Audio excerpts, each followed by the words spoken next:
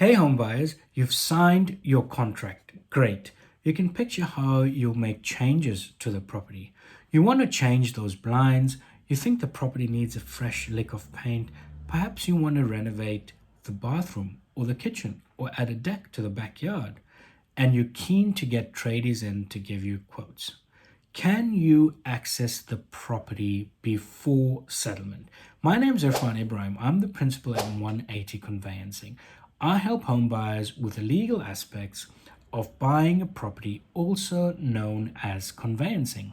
In this video, I'll discuss how you can access the property prior to settlement. So clause 8.2 of the standard REIQ contract deals with access to the property. Let's unpack clause 8.2.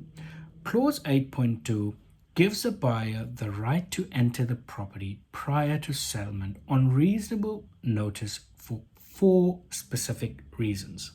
Number 1, wants to read a meter. Number 2, to conduct a building and pest inspection. Number 3, wants only to conduct a pre-settlement inspection. And number 4, wants to value the property. So clause 8.2 is restrictive. This is because you must provide reasonable notice, and a seller is not obliged to facilitate entry for a purpose other than that listed in clause 8.2. This means that a seller can legally refuse you entry for any purpose not listed in clause 8.2.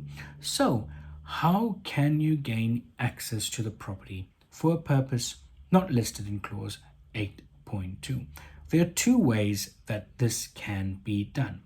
You can seek to negotiate a special condition in your contract that will permit your consultants to enter the property on reasonable notice for the purposes of perhaps measuring or quoting.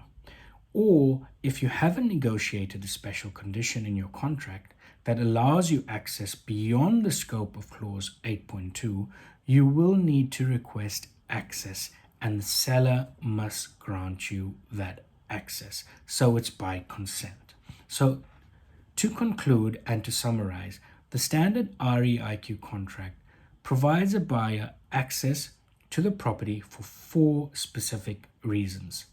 A buyer must provide reasonable notice to the seller before the buyer exercises his or her right of access.